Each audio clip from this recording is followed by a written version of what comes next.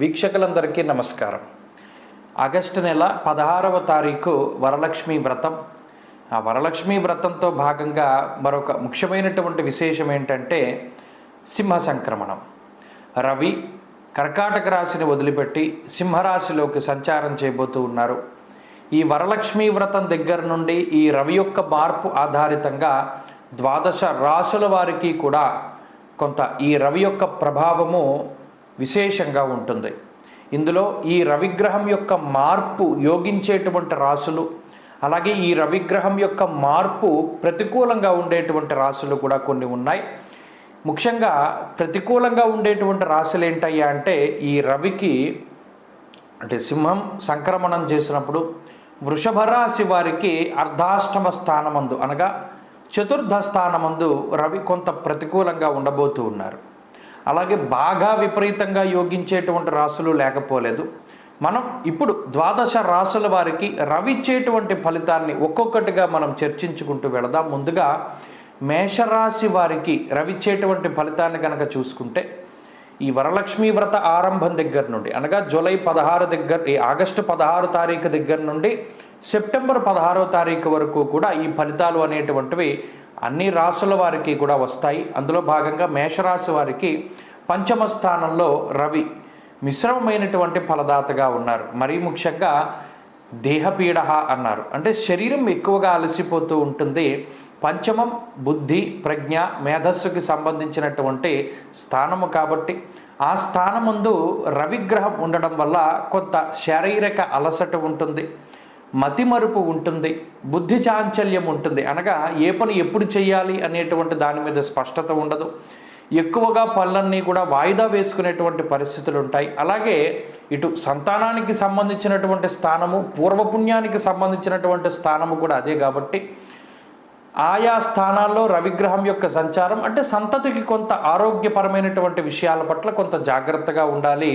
అంతేగాక ఈ దేవాలయాల యొక్క సందర్శనాలకి లేదా పూజలకి వ్రతాలకి తీర్థయాత్రలకి కొంత ఈ రవిగ్రహం అవాంతరాలని ఏర్పాటు చేయడానికి కూడా అవకాశం ఉంటుంది. ఇక ఈ రవిని తమకి అనుకూలమైనటువంటి గ్రహంగా మార్చుకోవడానికి మేషరాశి వారు ప్రత్యేకించి ఆదివారం నాడు గోధుమలను దానం చేస్తూ ఉండడం చెప్పదగినటువంటి సూచన. ఇక వృషభ రాశి వారికి రవి అర్ధాష్టమ రవిగా చతుర్థ స్థానమందు కొంత వ్యతిరేకమైనటువంటి ఫలితాన్ని ఇస్తూ ఉన్నారు. ముఖ్యంగా చతుర్థ స్థానమందు అది బంధుభావేన బంధుశ్చ గృహం మాతృబలం సుఖం అంటూ ఉన్నది శాస్త్రం. అనగా చతుర్థం చాలా కీలకమైనటువంటిది. వృత్తి ఉద్యోగము విద్య కుటుంబము తల్లిగారు వీటికి సంబంధించినటువంటివన్నీ కూడా చెప్తూ ఉంటుంది. ఈ చతుర్థంలో రవి సంచారం చేయడం వల్ల అంతఃక్లేశం గృహశ్చిద్రం సౌఖ్యహానిమ భోజనం అంటూ ఉన్నది శాస్త్రం. అనగా ఇంట్లో ప్రశాంతత ఉండదు, మానసిక ప్రశాంతత లోపిస్తూ ఉండడం, తలపెట్టుకున్నటువంటి పనులన్నీ వాయిదా పడుతూ ఉండడం, ప్రయాణాలు వాయిదా పడుతూ ఉండడం, ఇంట్లో ఉండేటువంటి కుటుంబ సభ్యుల మధ్యలో సఖ్యత లేకపోతూ ఉండడం, ఏదో ఒక రకమైనటువంటి తగువులు రావడం, ఇలా అటు చదువులో ఆటంకాలు కానీ ఉద్యోగంలో చిన్నపాటి సమస్యలతో కానీ ఈ రాశివారు బాధపడడానికి ఒక నెల రోజుల పాటు అవకాశం ఉంటుంది. కాబట్టి మమ చంద్రలగ్నవశాత్ అర్ధాష్టమ రవిదోష పరిహారార్థం అనేటువంటి సంకల్పాన్ని ఆదివారం నాడు చెప్పుకొని గోధుమలు దానం చేయడము, ప్రతిరోజు ఆదిత్య హృదయ స్తోత్ర పారాయణం చేస్తూ ఉండడం ద్వారా ఈ నెల రోజుల పాటు రవి ఇచ్చేటువంటి ప్రతికూలత నుండి బయటపడడానికి అవకాశం ఉంటుంది. ఇక మిథున రాశి వారికి తృతీయ స్థానమందు రవి రాజయోగాన్ని కలగజేయబోతూ ఉన్నారు. మరీ ముఖ్యంగా తృతీయ స్థానమందు ఆరోగ్యం నిత్య సంతోషం బంధుమిత్ర సమాగమ, బంధువులు మిత్రులతోటి సమాగమాన్ని ఇది సూచిస్తూ ఉన్నది. తృతీయ స్థానము ఆరోగ్యాన్ని పెంపొందిస్తుంది రవిగ్రహం యొక్క సంచారం వల్ల. మిథున రాశి వారికి ఇటు ఆరోగ్యము, ఆత్మస్థైర్యము, ధైర్యము, అలాగే వాహన సౌఖ్యము, పదవీ యోగము, అలాగే పిత్రార్జితాన్ని అనుభవించేటువంటి యోగము, అలాగే మానసిక ఉల్లాసము, అలాగే జీవిత భాగస్వామితోటి ఉండేటువంటి సఖ్యత పెరగడము, సంతానానికి సంబంధించినటువంటి దోషాదులు తగ్గుముఖం పట్టడము, ఇలా ఈ రవి ఒక నెల రోజుల పాటు మిథున రాశి వారికి చాలా అనుకూలమైనటువంటి ఫలితాలను ఇవ్వబోతూ ఉన్నారు. ఇక కర్కాటక రాశి వారి స్థితిగతుల్ని పరిశీలనం చేస్తే ఈ రాశికి జన్మరవి యొక్క దోషం తొలగిపోయినది. రెండవ స్థానమందు రవిగ్రహం యొక్క సంచారం జరుగుతూ ఉన్నది. ఇక్కడ రెండవ స్థానము నిష్ఫలం కృషి వాణిజ్యం విత్తరాశిగతేరవ అంటూ ఉన్నది శాస్త్రం. రెండవ స్థానమందు రవి సంచారం చేయడం వల్ల మాట వల్ల విభేదాలు, మాట వల్ల వచ్చేటువంటి రకరకాలైనటువంటి సమస్యలు, మాట పట్టింపులకి ఈ గ్రహస్థితి ఎక్కువగా అవకాశాన్ని కల్పిస్తూ ఉంటుంది. అంతేకాకుండా చిన్నపాటి విరోధాలు, కుటుంబంలో కొంత సఖ్యత లోపిస్తూ ఉండడము, ఏ పని చేసినప్పటికీ దానిలో పరిపూర్ణమైనటువంటి ఫలితం రాకపోవడం లాంటి అంశాలను కూడా ఇది సూచిస్తూ ఉన్నది. అలాగే శరీరం ఎక్కువగా కష్టపడుతూ ఉండడం, అలసిపోతూ ఉండడం లాంటివి కూడా ఈ గ్రహస్థితి సూచిస్తూ ఉన్నది. కాబట్టి రవి యొక్క అనుకూలతను పొందడానికై ఆదివారం నాడు ప్రత్యేకించి సూర్యారాధన, ఆదిత్య హృదయ పారాయణ చేస్తూ ఉండడం చెప్పదగినటువంటి సూచన. ఇక సింహరాశి వారికి గనక స్థితిగతులను గనక చూస్తే జన్మ రవి యొక్క దోషం ఉన్నది. చాలామంది పొరబడేటువంటి విషయం ఏమిటి అంటే సింహరాశ్యాధిపతి రవే కాబట్టి రవి తన స్వక్షేత్రంలోకి వచ్చినప్పుడు అందున సంవత్సరానికి ఒకసారి వస్తారు కాబట్టి ఇదేదో యోగిస్తుంది అనుకుని పొరబడుతూ ఉంటారు. కానీ ద్వాదశాష్టమ జన్మస్థ శన్యర్ కంగారక గురువు దేహపీడ దేహార్తిచ్యత్త సంతాప కాలాతిక్రమ భోజనం అంటూ ఉన్నది శాస్త్రం. జన్మ రవి దోషప్రదుడు, మరీ ముఖ్యంగా ఎక్కువగా కాలాతీతమయ్యేటువంటి విషయాలకి కారకుడు.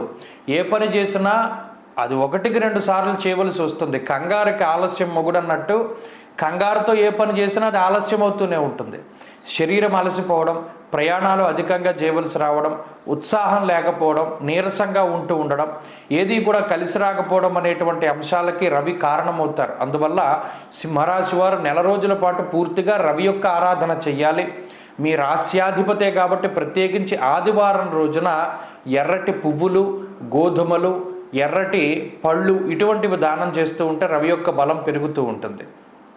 ఇక కన్యారాశి వారికి వ్యయస్థానమందు రవి యొక్క సంచారం స్వస్థాన నాశనం చేయవ బంధురోగో ధనక్షయం అంటూ ఉన్నది శాస్త్రం.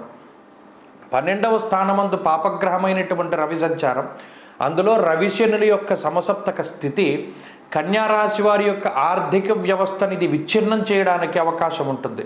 అందువల్ల కన్యారాశి వారు చాలా జాగ్రత్తగా పెట్టుబడుల విషయంలో ఈ నెల రోజుల పాటు చాలా జాగ్రత్తగా ఉండాలి. ఖర్చు పెట్టేటువంటి ప్రతి రూపాయి కూడా ఇది అవసరమైతేనే ఖర్చు పెట్టడానికి ఎక్కువగా ప్రయత్నం చేయాలి. లేని పక్షంలో ఆర్థిక సంక్షోభానికి రవిశనుల యొక్క సమసప్తక స్థితి, రవి వ్యయస్థాన స్థితి కూడా కారణమవుతుంది. కాబట్టి ఇది చాలా జాగ్రత్తమైనటువంటి పరిస్థితి. అంతేకాక అనవసరమైనటువంటి ప్రయాణాలు చేయవలసి రావడము, స్థానచలనము, ఉన్నటువంటి ప్రాంతాన్ని వదిలిపెట్టి వేరే ప్రాంతానికి వెళ్ళవలసి రావడము, నిద్రాసౌఖ్యం తక్కువగా ఉండడము, ఇంటిని వదిలిపెట్టి వేరే అన్యత్ర ప్రాంతాల్లో నివాసం ఉండవలసి రావడం లాంటి పరిస్థితులన్నిటికీ కూడా రవి కారణమవుతారు. వాటికి తగినటువంటి జాగ్రత్తలు తీసుకోవాలి. ఇక తులారాశి వారికి లాభస్థానమందు రవి విశేషమైనటువంటి యోగ ఫలదాతగా ఉన్నారు. తులారాశి వారికి రవి యొక్క బలం సంపూర్ణంగా అందుతుంది. అర్ధంచ స్వకులాచార గృహలాభస్సు భోజనం అంటూ ఉన్నది శాస్త్రం. అనగా నిత్యం శుభ కార్యక్రమాల తాలూకు పరంపర, అందులోనూ లాభస్థానంలో ఉన్నటువంటి రవి చాలా యోగ్యంగా పనిచేస్తూ ఉంటారు. ఎన్ని దోషాలున్నా పోగొడతారు, ఎన్ని కష్టాలున్నా కాపాడుతారు. నిజానికి చుక్కాని వంటిది ఈ మనం ప్రయాణం చేస్తూ ఉన్నటువంటి నావకి ఒక చుక్కాని వంటి వాడు రవి. అంటే ఒక మార్గనిర్దేశత్వం, ఒక పటుత్వం, ఆర్థిక స్థిరత్వం, ఆరోగ్యం, అలాగే కుటుంబ సంబంధమైనటువంటి వ్యవహారాలు అన్నిట్లోనూ కూడా సర్వత్రా విజయాన్ని రవి ప్రసాదిస్తూ శుభ కార్యక్రమాలు చేయిస్తూ మంగళకరమైనటువంటి విషయాల జోలికి వెళ్ళనిస్తూ ఆనందదాయకమైనటువంటి సమయాన్ని గడిపేలా చేస్తారు. కాబట్టి తులారాశి వారికి ఇది చాలా యోగ్యమైనటువంటి కాలం. ఇక వృశ్చిక రాశి వారికి కూడా రవి యొక్క అనుకూలత కనబడుతూ ఉన్నది. దశమంలో ఉండేటువంటి రవిగ్రహం యొక్క స్థితిగతుల వల్ల అర్ధసిద్ధి సదారోగ్యం బంధు సంతోషవర్ధనం అంటూ ఉన్నది శాస్త్రం. అంటే ఇక్కడ వృత్తి ఉద్యోగాల పరంగా ఇది కీలకమైనటువంటి సమయంగా చెప్పవచ్చు. ఉద్యోగం లేకపోయినటువంటి వారికి ఉద్యోగం లభించడం, మరీ ముఖ్యంగా రెఫరెన్స్తో కూడి ఉన్నటువంటి ఉద్యోగాల కోసం ప్రయత్నం చేస్తూ ఉండేటువంటి వృశ్చిక రాశి వారికి ఇది చాలా కలిసి వస్తుంది. ఏదో ఒక ఉద్యోగం లభించడం, కాంట్రాక్ట్ ఉద్యోగాలు పర్మనెంట్ అవ్వడం, ప్రభుత్వ ఉద్యోగాలు లభించడం, లేదా ఒక పదవి సంప్రాప్తం అవ్వడం, ఒక స్థిరమైనటువంటి ఉద్యోగం, వృత్తి, వ్యాపారం, వ్యవహారం అన్నీ కూడా అభివృద్ధి పదంలో ఉంటాయి. ఆర్థిక స్థిరత్వము, కుటుంబ స్థిరత్వము, కుటుంబంలో ఉండేటువంటి అనిశ్చితి తొలగిపోతూ ఉండడము, దంపతుల మధ్యలో సఖ్యత, సంతాన పురోగతి, అలాగే తండ్రి తరఫు ఆస్తిపాస్తుల తాలూకు వ్యవహారాలు అన్నీ కూడా ఒక కొలిక్కి రావడం, కోర్టు వ్యవహారాలు అనుకూలించడం, అలాగే తోబుట్టువులతో సఖ్యత పెరుగుతూ ఉండడం దగ్గర నుండి ఈ వృశ్చిక రాశి వారికి ఇది చాలా అనుకూలమైనటువంటి కాలంగా చెప్పచ్చు.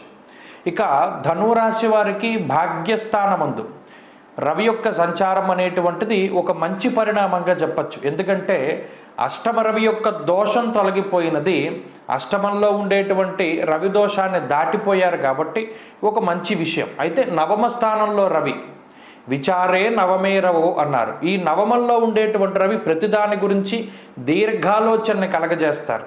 అంటే ఏదైనా ఒక ఆలోచన ఉంది అనుకోండి, దానికి ఆ పరంపర కొనసాగుతూ ఉంటుంది.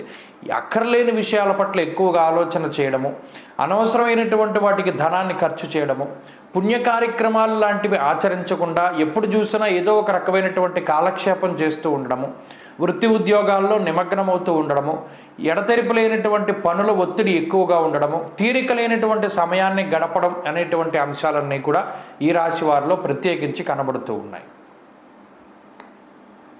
ఇక మకర రాశి వారికి ఇది అష్టమ రవిగా ఈ గ్రహస్థితి కొంత వ్యతిరేకమైన ఫలితాలని ఇస్తూ ఉన్నది. ప్రత్యేకించి ఈ అష్టమంలో ఉండేటువంటి రవిగ్రహం వల్ల దుర్దోష శత్రు సంవాద గమనాగమనం యథ అంటూ ఉన్నది శాస్త్రం. అనవసరమైన ప్రయాణాలు అధికంగా చేయడం, అనవసరమైనటువంటి తగాదాలు మీ వరకు, అంటే మీ యొక్క ఇన్వాల్వ్మెంట్ లేకపోయినా లేదా మీ యొక్క ప్రమేయం లేకపోయినా మిమ్మల్ని కావాలని మిమ్మల్ని ఒక దాంట్లో ఇరికించి మీ మీద నిందారోపణలు చేస్తూ ఉండడం, దానివల్ల మీకు మానసిక ప్రశాంతత లేకపోవడం, ఆకస్మిక ధన వ్యయం, అనుకోని డబ్బు ఖర్చు అనేటువంటిది కూడా కనబడుతూ ఉన్నది. అలాగే ఆరోగ్యం పట్ల జాగ్రత్తగా ఉండాలి, స్థానచలనానికి అవకాశం ఉంటుంది, మానసిక అశాంతి కొంత ఎక్కువగా ఉంటుంది. అష్టమంలో రవి ఉండడం వల్ల నిరాశ, నిస్పృహ, అలాగే నిస్సత్తువ అనేటువంటిది పెరుగుతూ ఉంటుంది. కాబట్టి ఆరోగ్యాన్ని కాపాడుకుంటూ ఉండాలి, ప్రయాణాలు చేసేటప్పుడు జాగ్రత్తగా ఉండాలి. మరీ ముఖ్యంగా ఎండ వేడిమ వల్ల వచ్చేటువంటి డీహైడ్రేషన్ తాలూకు ఇబ్బందులు కూడా రావడానికి అవకాశం ఉంటుంది. ఆదివారం నాడు ప్రత్యేకించి సూర్యారాధన చేసుకుంటూ ప్రతిరోజు ఆదిత్య హృదయ స్తోత్ర పారాయణ చేస్తూ ఉంటే మంచి ఫలితాలు వస్తాయి. అలాగే కుంభరాశి పరిస్థితిని పరిశీలన చేస్తే కుంభరాశి వారికి సప్తమ స్థానంలో రవి మిశ్రమమైనటువంటి ఫలదాతగా చెప్పవచ్చును. మరీ ముఖ్యంగా సామంత జన విద్వేష దారాపీడా సుతామయం అంటూ ఉన్నది శాస్త్రం. అనగా అటు ఎవరైతే మీకు నమ్మకస్తులైనటువంటి వారు ఉన్నారో, ఎవరినైతే మీరు పూర్తిగా నమ్మి ముందుకు వెళుతూ ఉన్నారో వారు మిమ్మల్ని విభేదించడం, లేదు వారు మీకు వ్యతిరేకంగా ఉన్నారు అనేటువంటి విషయాన్ని ఈ గ్రహస్థితి తెలియజేస్తుంది. అంతేకాక కుటుంబ సభ్యులకి ఏర్పడేటువంటి అనారోగ్య సమస్యలు, అటు భార్యాపిల్లలకి కానీ, తల్లిదండ్రులకి కానీ, తోబుట్టువులకి కానీ ఏదో ఒక చిన్నపాటి ఆరోగ్య సమస్యలను కూడా ఈ గ్రహస్థితి సూచిస్తూ ఉన్నది. అంతేకాక ఇంటి భోజనం చేయనివ్వదు, సకాలంలో పడుకోనివ్వదు, సకాలంలో భోజనం చేయనివ్వదు. ఈ గ్రహస్థితి కాలాతిక్రమ భోజనాన్ని సూచిస్తూ ఉన్నది కుంభరాశి వారికి. అయితే ఇది ఎడతెరిపిలేనటువంటి పనుల వల్ల అవ్వచ్చు, లేదా ఏదైనా మీరు పెట్టుకున్నటువంటి కష్టసాధ్యమైనటువంటి లక్ష్యాల వల్ల అవ్వచ్చు, ఏదైనా సరే కొంత శ్రమ అనేటువంటిది కనబడుతూ ఉన్నది. ఇక మీనరాశి వారి యొక్క స్థితిగతులను చూసినప్పుడు మీనరాశి వారికి ఇది అదృష్టమైనటువంటి కాలంగా చెప్పచ్చు. షష్ఠేరవవు సుసౌఖ్యాదిన్ యత్ర కార్యార్థ సాధనం అంటూ ఉన్నది శాస్త్రం. అనగా దశమ కేంద్రంలో ఉండేటువంటి ఈ షష్ఠ స్థానంలో ఉండేటువంటి రవి కానీ, దశమ కేంద్రంలో ఉండేటువంటి రవి కానీ కొంత అదృష్టాన్ని ప్రసాదిస్తారు. ఇప్పుడు మీనరాశి వారికి షష్ఠ స్థానంలో రవి ఉన్నారు కాబట్టి ఆ రవి ఆ భావానికి సంబంధించినటువంటివి, అంటే అనారోగ్య సమస్యలను దూరం చేస్తారు, శత్రుబాధను దూరం చేస్తారు, అలాగే రుణబాధలను దూరం చేస్తారు. సుసౌఖ్యాదిన్ సౌఖ్యవంతమైనటువంటి రోజులు గడపడానికి కూడా రవి తన యొక్క అనుకూలమైనటువంటి ఫలితాలని ఇస్తూ ఉంటారు. కాబట్టి ఒక నెల రోజుల పాటు రవి తన సంపూర్ణమైనటువంటి అనుగ్రహాన్ని మీనరాశి వారికి ఇస్తూ ఉన్నారు. ఈ మీనరాశి వారు, అలాగే మిథున రాశి వారు, తులారాశి వారు, వృశ్చిక రాశి వారు, ఈ 4 రాశుల వారు కూడా ఈ నెలలో పూర్తి లాభాన్ని పొందబోతూ ఉన్నారు. ఈ వరలక్ష్మీ వ్రతం దగ్గర నుండి కూడా రాజయోగాన్ని అనుభవించబోతూ ఉన్నారు. స్వస్తి.